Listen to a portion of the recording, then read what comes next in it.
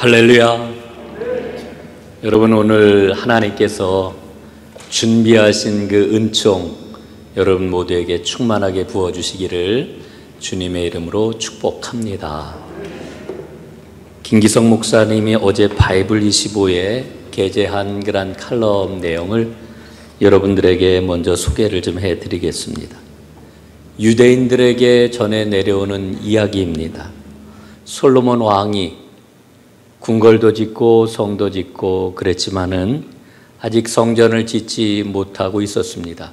왜냐하면은 성전을 어디에 지어야 할지 도무지 그 땅을 찾지 못했기 때문이었습니다. 어느 날 밤 잠이 오지를 않았어요. 성전을 도대체 어디에 지어야 하는가?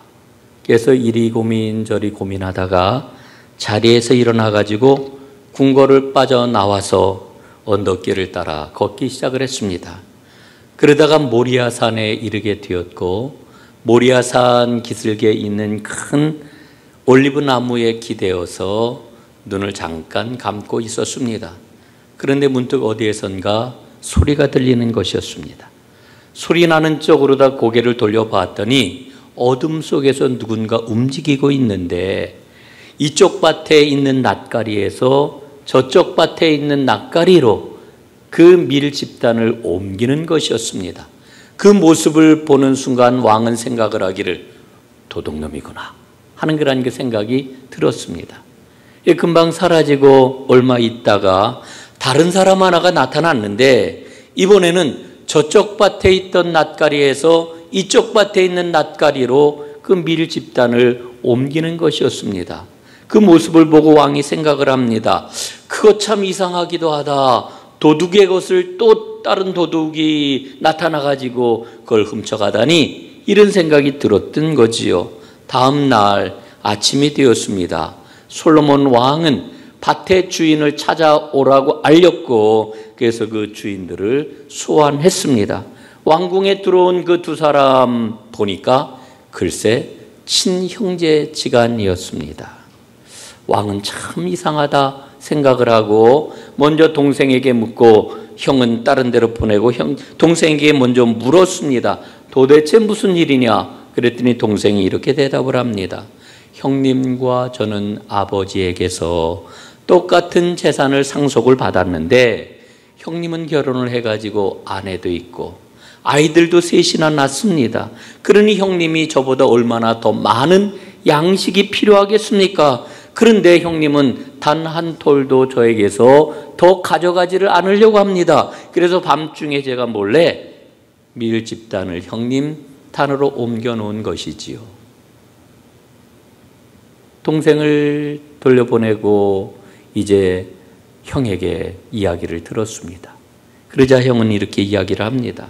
나는 가족들이 여럿 있기 때문에 농사를 짓는데 어려움이 없지만, 동생은 혼자서 농사를 짓기 때문에 많은 사람을 고용을 해가지고 농사를 지어야 합니다. 그러니 곡식이 얼마나 많이 필요하겠어요. 그런데 이놈이 도무지 내 도움을 받으려고 그러지를 않아요. 그래서 할 수 없이 제가 밤중에 밀 집단을 옮겨놨던 겁니다. 왕이 얼마나 마음에 큰 감동을 받았는지 모릅니다. 두 형제를 한자리에 불러 모았습니다. 그리고는 그들을 껴놨습니다. 그리고는 이렇게 이야기를 합니다. 그대들의 밭을 내가 사야 되겠다. 너희들의 그 사랑과 돈독한 그런 그 형제애 때문에 이 땅이 신성해지지 않았느냐? 이 땅이야말로 성전을 짓기에 가장 좋은 땅이다. 이보다 더 든든한 그런 그 초석을 가진 땅이 어디 있겠느냐? 이 땅을 나한테 팔아라. 이래가지고서는 그 땅을 사서 성전을 지었다는 이야기입니다. 여러분, 이 이야기는 성전의 기초가 무엇이어야 하는지, 교회의 기초가 무엇이어야 하는지를 우리에게 보여줍니다. 땅을 신성하게 만드는 것, 공동체를 신성하게 만드는 것, 그것은 바로 사랑입니다. 이 땅에 교회가 왜 존재해야 되는 건가? 라고 하는 것을 우리에게 일러주고 있는 거지요. 자, 오늘 저는 서두에 여러분들에게 오늘 설교가 매우 레디컬하다 이렇게 말씀을 드립니다. 이 레디칼하다라고 하는 이야기는 사실은 근본적인 복이 뭐냐라고 하는 것을 일러준다라고 하는 그런 이야기겠지요. 여러분들에게 몇 가지를 한번 물어보려고 합니다. 우리 사회는 지속 가능한 사회인가요?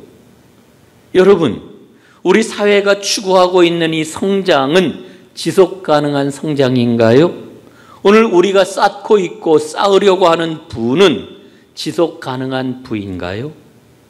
여러분, 세상은 이렇게 이야기를 해요. 우리는 무한정으로 성장할 수 있고 우리의 부는 제한 없이 무한정 축적될 수 있을 것이다. 이렇게 이야기를 합니다. 여러분, 과연 이와 같은 생각, 이와 같은 삶의 방식을 성경이 지지해 주고 있을까요? 성경에서는 어떻게 말씀하고 있을까요? 여러분 한번 생각해 보십시오.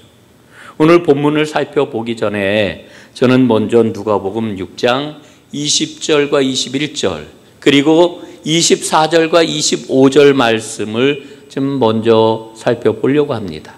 그 누가복음 6장에 있는 말씀을 가지고 오늘 본문을 함께 좀 살펴보려고 하는 것이지요. 자, 한번 말씀을 보겠습니다. 예수께서 눈을 들어 제자들을 보시고 이르시되 너희 가난한 자는 복이 있나니 하나님의 나라가 너희 것이미요. 지금 줄인 자는 복이 있나니 너희가 배부름을 얻을 것이미요.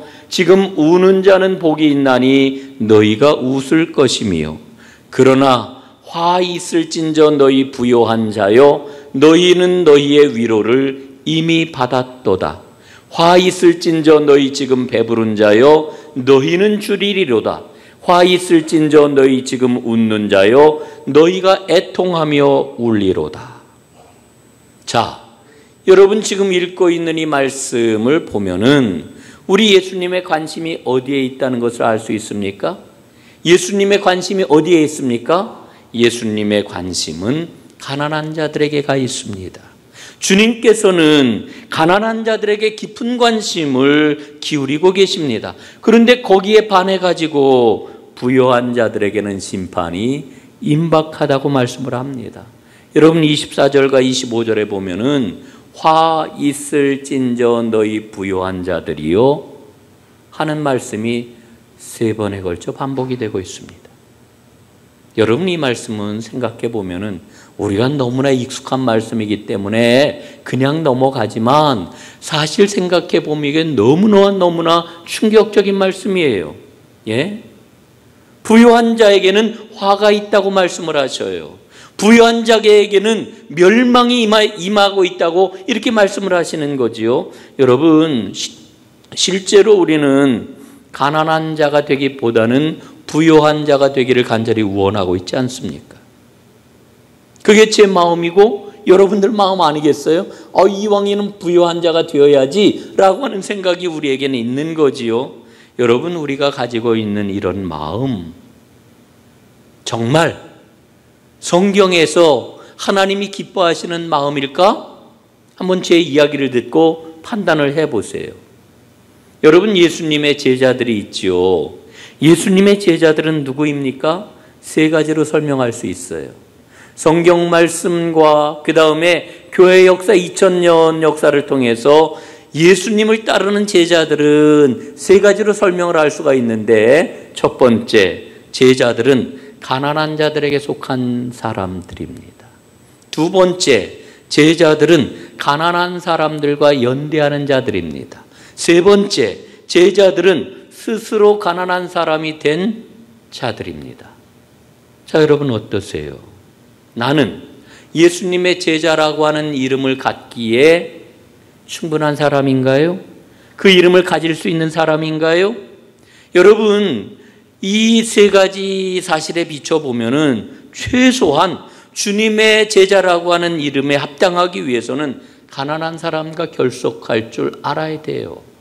적어도 가난한 사람과 손잡고 악수하며 그들이 내 옆에 있다라고 하는 것을 알 수 있어야 된다라고 하는 거지요.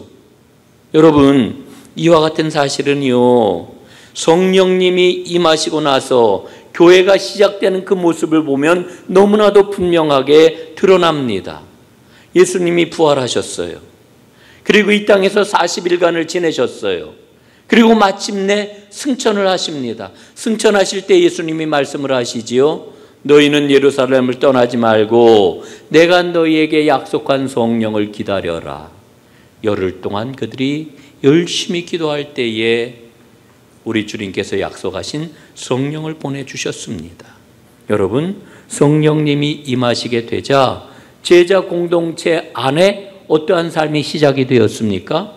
사도행전 2장에 보면은 그 모습이 아주 생생하게 기록이 되어 있어요. 두 가지를 생각할 수 있는데, 첫째, 42절에 나와 있는 말씀이죠. 서로 교제하며 떡을 떼며 오로지 기도하기를 힘썼더라 그랬습니다. 두 번째로는 44절, 45절에 나와 있는 말씀인데요. 모든 물건을 서로 통용하고 재산과 소유를 팔아 각 사람의 필요를 따라 나누어 주었다 그랬습니다. 여러분, 성령님이 임하게 되었더니 그들은 자기의 욕심을 채웠던 게 아니라 욕심을 비워내게 되었다, 이렇게 일러주고 있는 거죠. 여러분, 그들은 성령님을 소유한 게 아니라 성령님이 그들을 소유하셨고 성령님이 인도하시는 대로 순종하였다, 이렇게 일러주고 있는 거지요. 여러분, 교회는 제자 공동체입니다. 교회는 소유를 많이 갖는 부유한 자가 된 게 아니고 가난한 사람들과 연대함으로 가난한 자들에게 속한 자가 되었다, 이렇게 일러주고 있는 거예요. 여러분, 이게 교회예요. 교회의 본래 모습이에요. 아마 로마에 가보신 분들은 로마 관광을 하면서 카타콤베에 많이들 가보셨으리라 생각을 해요. 여러분, 처음 교회 그리스도인들이 얼마나 심한 박해를 받았습니까? 너무 박해가 심하니까 일상생활을 할 수가 없어가지고 그들은 도망을 가요. 어디로 도망을 갑니까? 로마 외곽에 커다란 공동묘지가 있었는데 그 공동묘지 밑으로다 지하 굴을 파가지고 거기에 모여가지고 신앙공동체, 믿음의 생활을 했단 말이에요. 그걸 우리가 카타콤베라고 이렇게 이야기를 하는데, 최소한 200년에서 230년 이상을 그 지하에서 공동체 생활을 하며 믿음을 지켰다고 이렇게 이야기하지 않습니까? 여러분, 10년, 20년이 아니에요. 200년을 넘게 지하 공동체에서 믿음 생활을 했단 말이에요. 예? 여러분, 그런데 마침내 박해 시대가 끝나고 로마가 교회를 공인하지 않았습니까? 그래서 교회는 힘 있는 교회, 영광을 받는 교회, 강한 교회, 능력 있는 교회가 되었단 말이죠. 여러분, 교회가 공인을 받고 나서 제일 먼저 했던 일이 뭐겠습니까? 가장 가난한 교회였던 카타콤베의 지하 유물을 지상으로 끄집어내가지고 그걸 전시하고 그걸 자랑함으로 가장 부유한 교회를 이루어갔다라고 하는 겁니다. 여러분, 그게 중세 교회의 타락으로 이어진 것 아니겠습니까? 보통 사람들은 그렇게 살아요. 이렇게 기도를 하지요. 하나님, 손해보지 않게 해주세요. 또 더 많이 갖게 해주세요. 더 큰 창고를 짓게 해주세요. 평안히 살아가게 해주세요. 여러분, 이게 제 마음이고요, 여러분들 마음일 거예요. 이게 우리 모두의 마음이거든요. 이렇게 생각하고 이렇게 기도하며 우리는 살아가기를 원해요. 그런데 한 번만 좀 생각을 해 보십시오. 여러분, 이렇게 내가 잘 되기를 바라고 더 크고 더 많이 채우기를 원하는 이런 그 마음 속에 어떤 관계가 자리를 잡고 있는 걸까요? 그 안에는 나밖에 없어요. 이웃을 찾아보기가 힘들어요. 하나님도 어디 계신지 찾아볼 수가 없어요. 그런데 성령님이 임하시게 되니까 이런 사람들의 삶에 새로운 삶이 시작이 된 거예요. 그리고 모든 관계가 예수님께서 일러주신 대로 진정한 축복을 누리는 관계가 그 안에 들어오게 되었던 거지요. 이게 변화이고 이게 새로운 생명의 삶인 겁니다. 여러분, 오늘 본문을 한번 보십시오. 무리 중에 한 사람이 예수님에게 이렇게 요청을 하지요. 랍비여, 제 형에게 명하여서 집안의 유산을 제게 공평하게 떼어주라고 말씀 좀 해 주십시오. 이렇게 예수님에게 요구를 해요. 이렇게 요청을 하는 이유가 어디에 있느냐 하면은 실제로 당시에 랍비가 했던 일이 그런 판결을 내리는 일이었어요. 얽힌 문제를 정리해 주는 일을 랍비가 했단 말입니다. 그러니까 그 사람은 예수님을 랍비로 보았던 거예요. 그러나 예수님의 임무는 땅 위에 있는 현실적인 문제를 조정하고 해결해 주는 그 일이 예수님의 임무가 아니에요. 예수님의 사명이 아니란 말이에요. 예수님의 임무는 하나님 나라를 선포하고 그 나라를 보여주시고 그래서 생명을 누리고 생명을 살아가도록 하시는 것, 이게 바로 예수님의 임무 아니었겠습니까? 그런데 예수님께서는 오늘 이 사람이 지금 공평한 판결을 내려주십시오라고 하는 이 요청을 받았을 때 이걸 계기로 삼아가지고 인생이 가져야 할 진짜 진리가 무엇인지 이것을 일깨워주는 계기로 다 삼고 계시는 겁니다. 그래서 예수님은 오늘 이렇게 말씀하셔요. 15절 말씀입니다. 삼가 모든 탐심을 물리치라. 사람의 생명이 그 소유에 넉넉한 데 있지 아니하니라. 그리고 이어서 들려주시는 비유가 어리석은 부자에 대한 비유입니다. 여러분, 이 부자는 이미 부자예요. 굉장한 부자예요. 그런데 밭에 풍년이 들어가지고 이제 더 쌓아둘 것이 없었어요. 그래서 창고를 더 크게 짓고 거기다 모든 것을 쌓아두어야 되는 거죠. 부자가 이야기를 해요. 더 큰 창고를 지어야겠다. 거기에 잔뜩 쌓아놓고 평생을 평안히 먹고 즐기고 쉬자. 이렇게 이야기를 합니다. 이 부자는요, 나에게는 한계가 없다, 이렇게 생각을 하고 있는 거예요. 여러분, 오늘 본문에 나오는 이 부자의 말에는 특징이 있어요. 어떤 특징입니까? 대화가 없어요. 주고받는 말이 없어요. 전부 다 독백이에요. 혼자 사는 말이에요. 여러분, 이 부자는 자기 탐욕에 빠져가지고 그에게 닥칠 일이 무엇인지 전혀 가늠하지를 못해요. 눈치를 채지를 못합니다. 그런 그에게 예수님 뭐라고 그러셔요? 20절 말씀. 이게 오늘 결론이지요. 어리석은 자여, 오늘 밤 내가 내 영혼을 도로 찾으리니 그러면 내 준비한 것이 누구의 것이 되겠느냐? 여러분, 이 말씀을 좀 깊이 들여다보십시오. 이 말씀 속에서 예수님은 뭘 말씀하셔요? 자기 만족, 탐욕은 곧 죽음이다. 이거 말씀하시는 거예요. 자기 만족에 빠져 있는 사람, 탐욕에 사로잡혀 있는 사람, 이미 죽은 거다. 이거 말씀하시는 거지요. 여러분, 그런데 지금 많은 사람들이 이 부자처럼 더 큰 창고를 짓기 위해 살아가고 있습니다.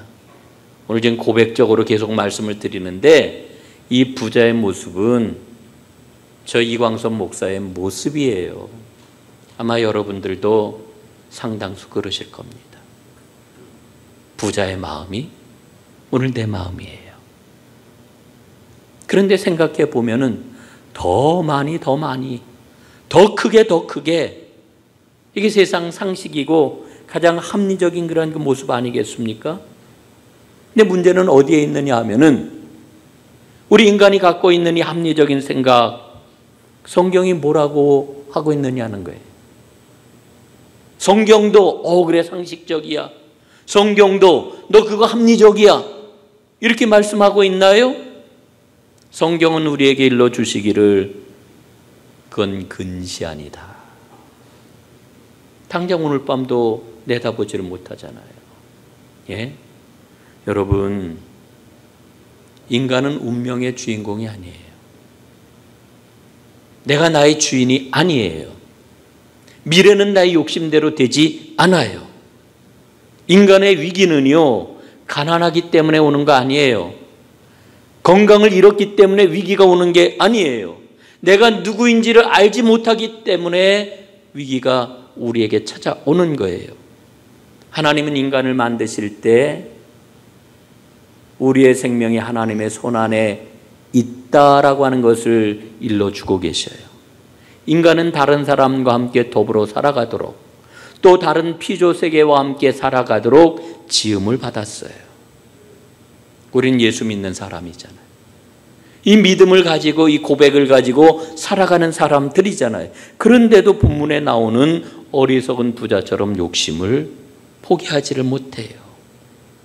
아니면은 오늘 처음 나왔던 말씀 서두에 나와 있던 무리 중 한 사람처럼 하나님을 믿으면서도 소유물의 문제에 관심을 집중하고 그게 내 삶의 모든 것인 양 살아가고 있단 말이에요. 이렇게 내 것에만 집중하며 살아가는 나의 모습이 과연 하나님 나라에 합당한 삶일까요? 여러분 어떻게 생각하세요? 우리는 물어야 되고 우리는 하나님께 답을 드려야 돼요. 제가 가족 이야기를 잘 하지 않는데 오늘 제 사촌 동생 이야기를 여러분과 잠깐 나눌까 해요. 제 동생은 전자부품 회사를 운영을 하고 있습니다. 한국에도 공장이 있고 필리핀에도 공장이 있고 멕시코에도 공장이 2개가 있는데 작년에 제가 그 SBS 희망TV에 나왔던 오수길이라고 하는 분의 이야기를 여러분들에게 소개했던 거 아마 기억하시는 분이 있을 거예요. 이 오수길이라고 하는 분이 건강한 몸을 하고 멕시코에 있는 제 사촌 동생의 공장으로 일을 하기 위해서 출국을 했어요. 그런데 출국하고 열흘 만에 그만 코로나19에 확진이 되고 말았어요. 병세가 얼마나 급격하게 악화가 되었는지 혼수 상태에 빠지고 말았어요. 멕시코에서는 어떻게 손을 써볼 도리가 없어요. 꼼짝없이 죽게 되었는데 살 길은 오직 하나, 한국으로 빨리 이송하는 길뿐이었어요. 이송을 하기 위해서는 에어 앰뷸런스, 비행기를 불러야 됐는데 비행기를 부르는 비용이 4억 5천만 원이 들었어요.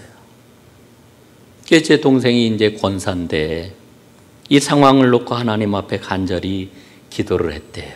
하나님, 이 사람 살려야 됩니다.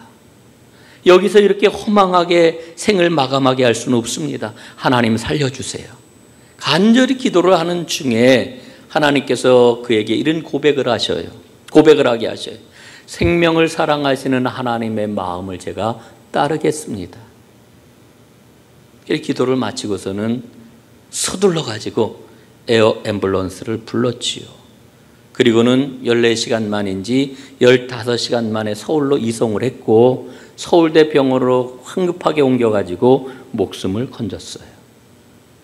이 이승훈 권사가 고백을 해요. 하나님께서 내게 그런 마음을 주실 때 제가 그 마음, 하나님께서 주시는 마음에 순종할 수 있도록 인도해 주셔서 얼마나 감사한지 몰라요. 우리 이승훈 권사 이야기를 또 할 게 좀 있는데 여러분들 아마 우리 교인들은 성경 어플 바이블 25를 많이 쓰실 겁니다. 벌써 이제 만 8년이 지났어요. 이 바이블 25를 처음으로 시작할 때 이 어플을 개발을 하고 이제 이걸 오픈하고 이제 보급을 해야 되는데 이 소요 자금이 전혀 준비가 안 돼 있는 거였어요. 이 바이블 25를 개발한 그런 제 후배가 의욕이 막 넘쳐가지고요. 아유, 이거는 한국 교회를 위해서 하여간 제대로 복음만 되면은 큰 역할을 감당할 겁니다. 그리고 사업적으로도 큰 성공을 거둘 겁니다. 제가 보니까 정말 그럴 것 같아요. 저는 제 나름대로 마음의 욕심이 있었죠. 이 바이블 25가 제대로 보급이 되면은 전 세계적으로 선교의 사명을 감당하는데 아주 귀하게 쓰임 받겠다.